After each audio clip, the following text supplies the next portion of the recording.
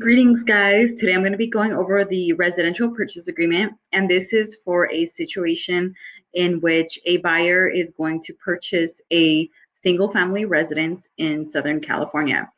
This is not for a condo, a PUD, or a mobile home. The forms vary just a little bit when it comes to submitting offers for those. So I wanted to get you familiarized with this form, one of many that will be used during your purchase of a house in Southern California. All right, here we go. So this is the California Residential Purchase Agreement and Joint Escrow Instructions. Your agent or myself will refer to it as the RPA, the purchase agreement, or the offer. The reason it says joint escrow instructions is because once this form is signed by both parties and escrow is opened, there needs to be a written agreement between both parties in order to modify anything in this form. Otherwise, escrow will not permit sideline or off the record or non-permitted agreements. All right, so first, right here, it states the date that it was prepared, okay? Usually, it could be the day that you're right when you get home from showing a house, or it could be prepared at your agent's office, or it could be prepared the day after, depending on when you guys decide. The first line is going to indicate that this is an offer from, it could be Mr. and Mrs. Buyer, Mr. Buyer or Mrs. Buyer, Miss Buyer, whatever the case may be, whoever the buyer or buyers are. And the real estate or real property acquired, and this should be the address, full property address of the house, the city, the county, California, the zip, the parcel number, the purchase price. When your agent fills this out, our system has an ability to just write the word out for you depending on what number you put on here. In this case, we were offering $590,000, and this was a very standard offer where we indicated a 30-day escrow.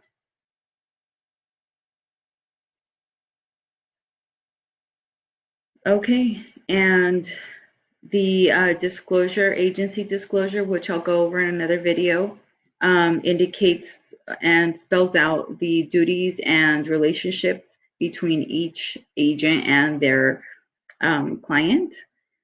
And then here, confirmation of who is entering into the agreement is the seller's brokerage, indicating that they're representing only the seller in this situation. The actual listing agent and their license number.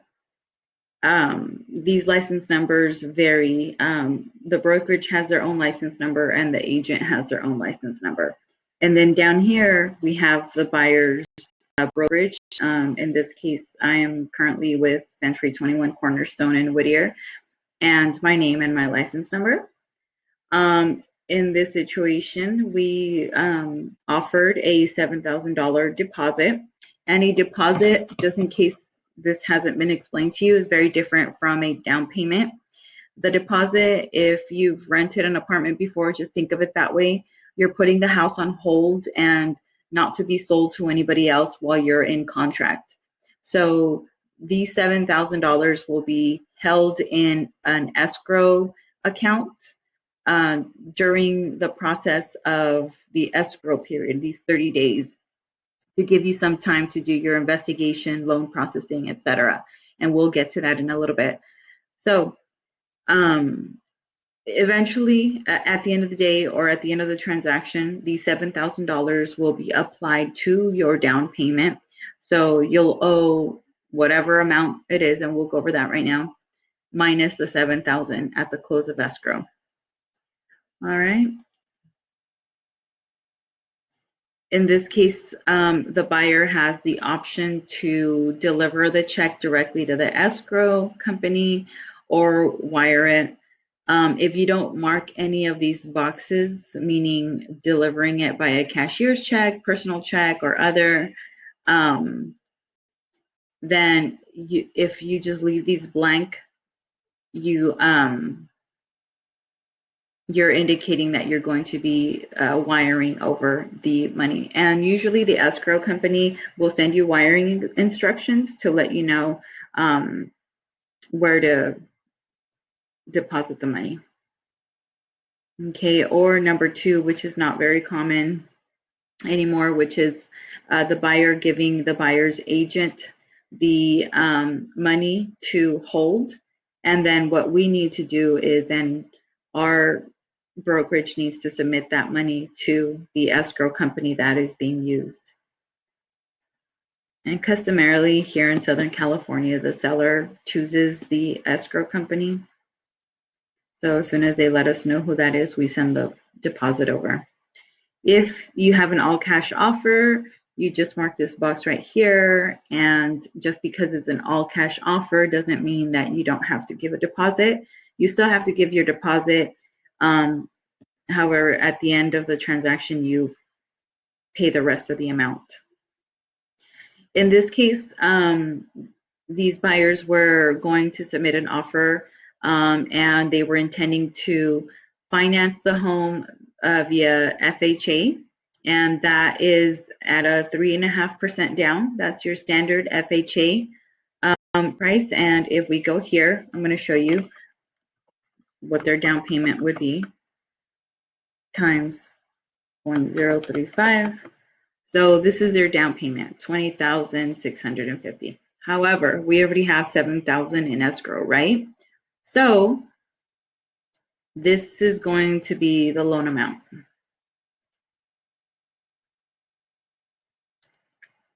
Additional financing terms. Right now, it's a super crazy seller's market, but when it's a buyer's market, sometimes we can add here, seller contribute $5,000 towards buyer's closing costs. That's very laughable in this market. Not unrealistic, but asking for it up front is not going to get your offer accepted for sure. Okay, and so at the close of escrow, this is not including closing costs, but we're going to, out of the 20,650, we're going to come in with 13,650 because those $7,000 are already going to be there. And then on each page, everybody's going to initial. Our system kind of pre-populates these for initials and signatures. You shouldn't really miss any.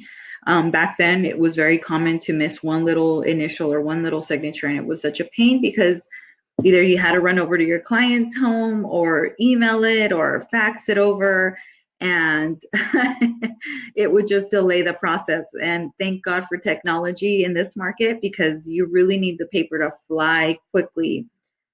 Okay, so here on the second page, verification of down payment and closing costs. Typically, here in Southern California in this market, your closing costs and verification of down payment are provided with your offer at the time of submitting it. So when your agent is about to submit this contract to the listing agent, we're also going to attach a copy of your bank statements showing that you have the down payment and the closing costs. So if you submit an offer without that, more than likely the seller will reject it, and they'll quickly move on to the next offer. This was probably back in the buyer's days where you technically have 3 days to verify the funds in the bank account. All right, so this is where you want to remember your dates, your contingencies. Your contingencies are the only the only opportunities for you to fall out of escrow. So if you're going to remove the appraisal contingency, it doesn't mean that you can't get an appraisal. It just means that you can't fall out of escrow or pull out of escrow for that reason. All right, here are the loan terms. And just for reference here, it's typically in a regular market, you have 17 days for your bank to perform this appraisal and to have all those terms hashed out. The loan terms. Again, within 3 days after acceptance, the buyer shall deliver a letter from the buyer's lender stating that they have pre-approved for the amount indicated on the purchase agreement. Again, this is also submitted with your offer. With your offer as a buyer, you're submitting your purchase agreement, your proof of funds, and your pre-approval letter from your lender. Sometimes they even want a underwriting report, and that's something more complicated and a little bit more in depth that you can obtain from your lender. Alrighty, so the loan contingency. Here's your contingency number 2. If you are funding the money or borrowing the money from a lending institution to purchase a home, you have 21 days to complete that process. And I know it sounds like such a long time, like what? My bank already said I'm approved. Well, that means you're approved, but only at face value. Now they really got to dig into your expenses, your credit. They're going to see everything that's in there, every single thing, where your money came from and all that stuff, to verify that you're capable of paying off this loan. And again, if you're doing a cash offer, you can mark this box where there's a no loan contingency and move on with that. So now just remember those dates, 17 and 21. Again, in this really hot seller's market, these dates can possibly change. There are some times where I'm submitting offers for buyers where the loan contingency is reduced down to 15 days and the appraisal contingency is either removed or it's reduced down to 10 days. Again, though, make sure that your agent talks to the lender to ensure that they are in a position where they can fulfill that. Because if you do not comply with the terms of this contract, you can fall out of escrow and potentially jeopardize your deposit. Okay. So here, this is just reminding you that there's a limit on lender credits. The lender cannot fund the entire amount of your closing costs. I mean, they probably can, but there's only a certain amount of money that the lender can contribute towards your purchase. And this is a conversation that you want to have with your lender before moving forward with an offer, especially if you don't have enough money to cover closing costs. In this market, let me tell you, you have to have money to cover closing costs and perhaps going above the appraisal value. So if the house comes in at $550,000 and it's appraised at that price, and you only have $28,000 to work with, we're not going to make it through this escrow.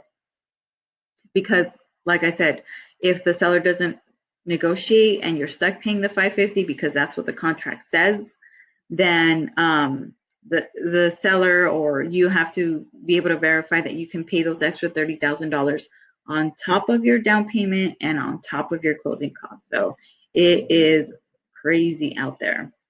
All right. So in a lot of situations, there is a possibility that you have to sell your home before you purchase your next home. So this is where you would have to click this box, and this is a whole other form that I will go into in our next series. And just here, see, if you saw that little circle, that means that the system's automatically adding this form so that I don't forget to fill it out. Okay, whoops, I'm lagging a little bit. Here are some addendums and advisories depending on the situation of the purchase. You may go in knowing that you're going to be a backup offer, so you click that. You may go in knowing that you want certain terms that are not, you can't put them anywhere else on here, so you add an addendum. As you see here, septic, short sale, or anything else that you can think of. There's some brokerages that require specific addendums when you're submitting an offer. All right, so inspections, reports, and certificates. Unless otherwise in writing, this paragraph only determines who is to pay for the inspection, test, certificate, or service mentioned. It does not determine who is to pay for the work that needs to be provided. So in this situation, we ask that the seller, and this is very customary, to pay for the natural hazard disclosure report, including the environmental portion of it. And why? In certain situations, depending on the topography and the environment of the house, there may be situations where your home may be affected by living too close to a fire hazard area, or you may live close to a riverbank, or they call them ditches. And in case of flooding, if you live too close to a riverbed, your insurance may be impacted. Same thing with a fire. So it doesn't hurt to add that and ask the sellers to furnish that report. That way, as a buyer, you're making an educated decision on what you're getting yourself into. And here I just marked it's seller's choice as to what type of company they want to use for the NHD report. Here is where you can also indicate the termite report, termite. And some people, you'll see they'll add section 1, termite, and then they'll say seller to pay for section 1 of termite. I don't do this because as you see, it doesn't say, this is not intended to indicate who's going to pay for it. And I'll go over this in another episode because we will be talking about that during the request for repairs. So for now, we're just going to leave termite, and we're going to leave it up to the seller to decide who they'd like to contract to provide a report. Okay, so this is optional too.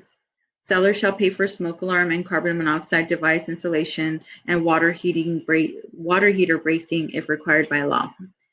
Prior to close of escrow, seller shall provide buyer with written statements of compliance in accordance with state and local laws, unless seller is exempt.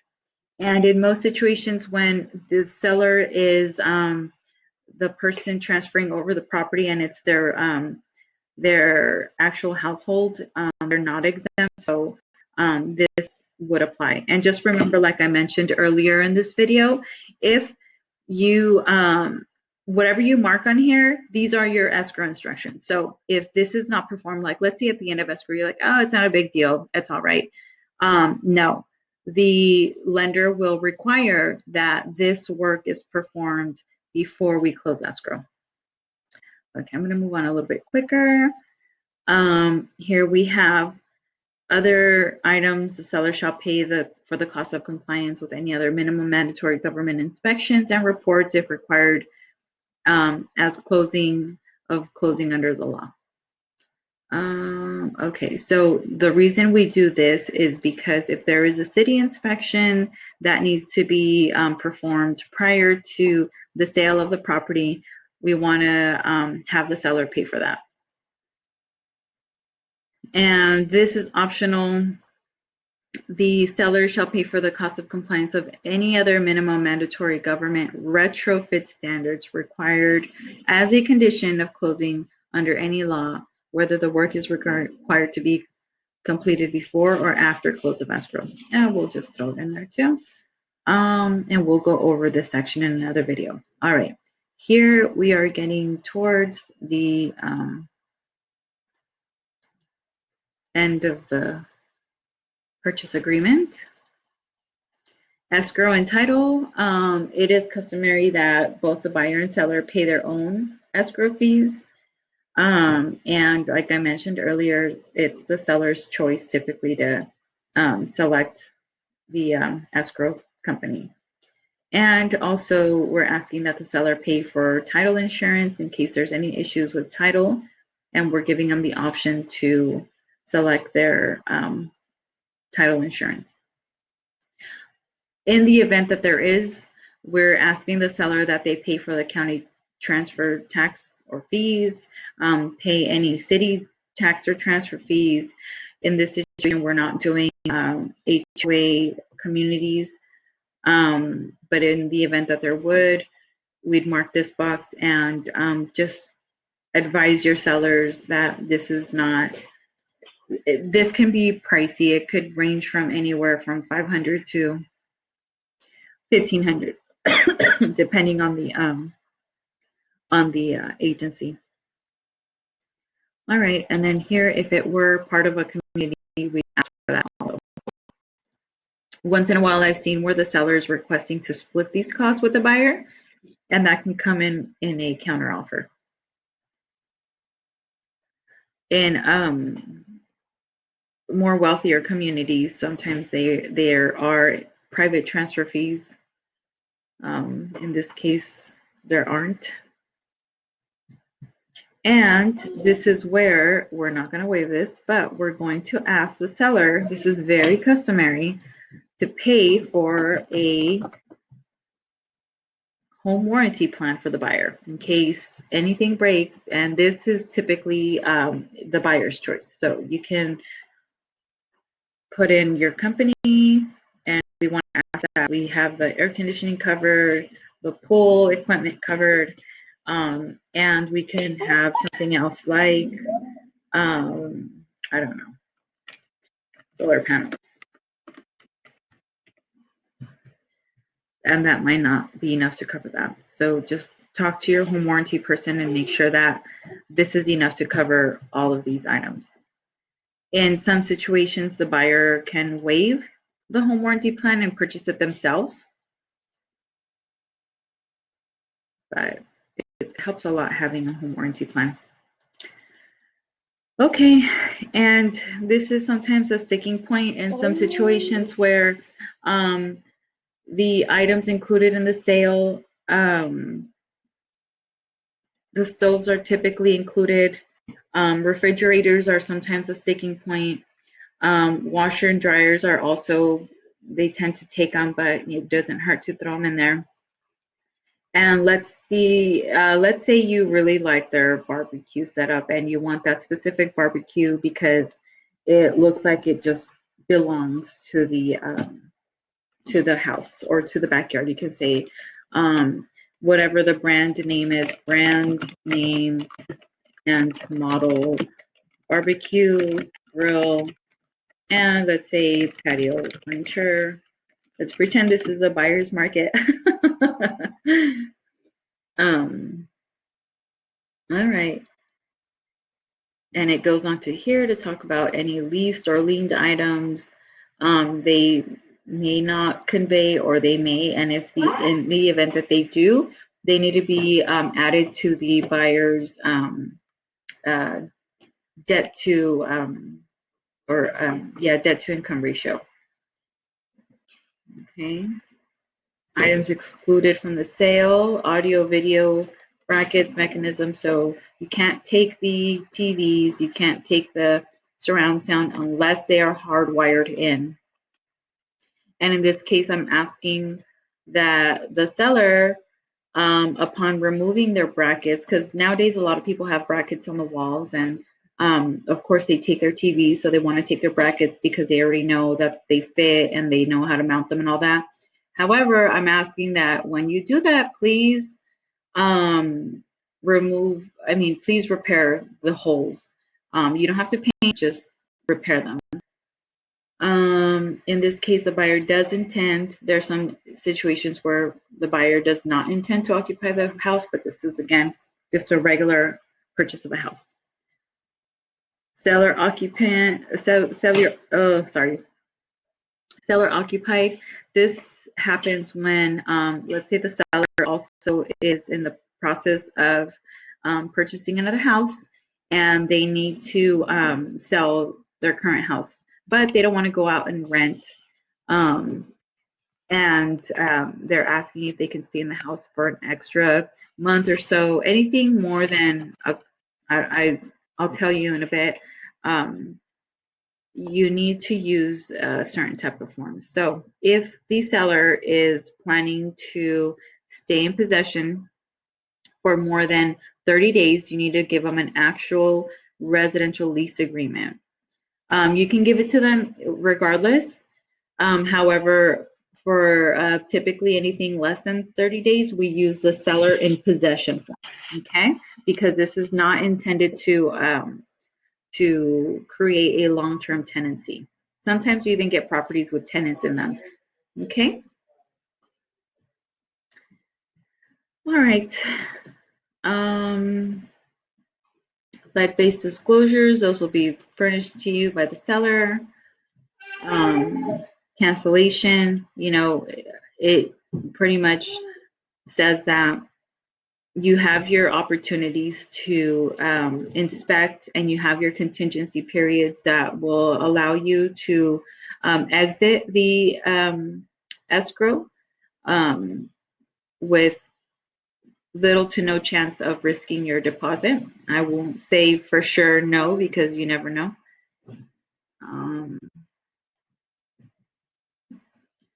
Natural hazard disclosure, that's going to be furnished to you as well. Taxes, you're responsible for looking up Megan's Law in the area and determining if there's any sex offenders who live too close for comfort for you. This notice regarding gas and hazardous liquid pipelines. The seller should be informed of anything like this, but in the event that there isn't, sometimes the NHD report will cover it. And then, as you see here, they even give you a website to reference.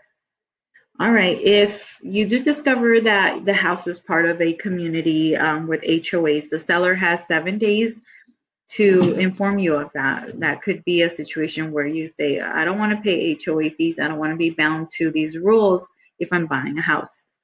So that's a contingency as well. Condition of the property sold as is in its present physical condition as of the date of acceptance, subject to buyer's investigation rights, okay, including pool, spa, landscaping, da-da-da. All right, and the buyer is strongly advised to conduct investigations of the entire property in order to determine its present condition. So when we have an offer submitted and it's accepted, usually we get on the phone right away, like immediately, to schedule a home inspection, and we try to get that in at least within those 7 days. That way we have plenty of time to either negotiate or discuss an exit plan for this transaction. All right, title investing. I'm going to do a whole other episode on this, but if there are multiple situations on how to take title investing. Whether you're a married couple or non-married couple, whether you're friends or it's just you by yourself, there's several different ways of taking title, and that's something that you can talk to an attorney about to see how it would impact you in the event that you needed to transfer property. That's very important, especially nowadays with a lot of kids not wanting to get married. Okay, here we go. The seller has 7 days to give you all of the reports and disclosures that we talked about earlier. You have 17 days to do all of your investigations and inspections. If you need to extend any contingency periods, you need to let the seller know at least a couple of days prior to. Okay, and that they need to agree in writing, and if they don't, then try to work something out.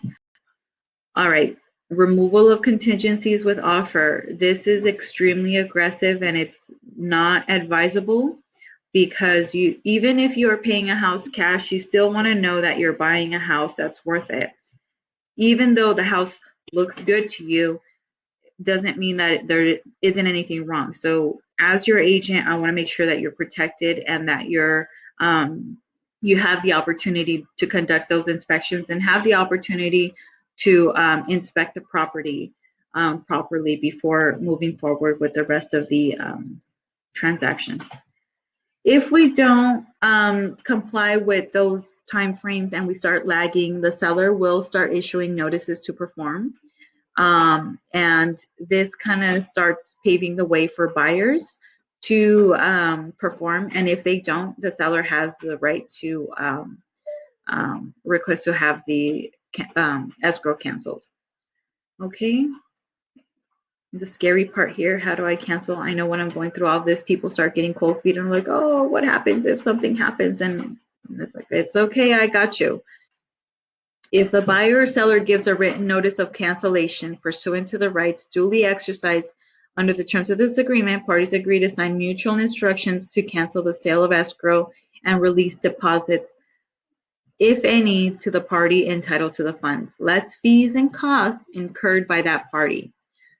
So, for example, if the seller decides to cancel for whatever reason, then you do lose out on your inspection and appraisal. On the other hand, if you as a buyer decide to cancel the escrow, that has given the seller a loss of X amount of days that they could have been selling the property or marketing the property to somebody else. All right. And we're almost finished here. 6 out of 10, just kidding. Verification, your final walkthrough, repairs. You want to make sure that the repairs are done and completed prior to your walkthrough. Taxes, you talk to your agent, ask about the supplemental taxes after you purchase a property. It's your surprise. It's a one-time surprise, but it's not a surprise when we tell you. Compensation, the seller and the buyer, the agents agree as to how much compensation is going to be due to each brokerage. Typically in Southern California, in this market, the seller or the listing agent splits their commission with the buyer's agent. It's called a buyer's agent cooperation fee. So they can choose to pay us 1%, 2%, 3%, whatever amount percent. I've had one where they were willing to pay 3.5%, which is amazing. Okay.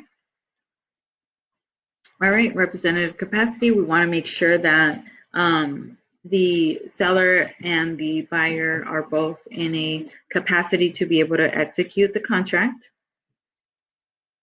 Joint escrow instructions. I'm going through here. It's just letting you what I mentioned earlier.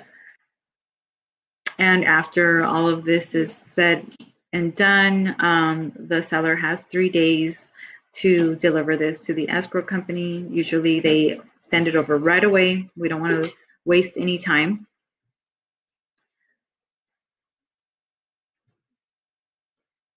Remedy, you know, that's get to go to court if something happens.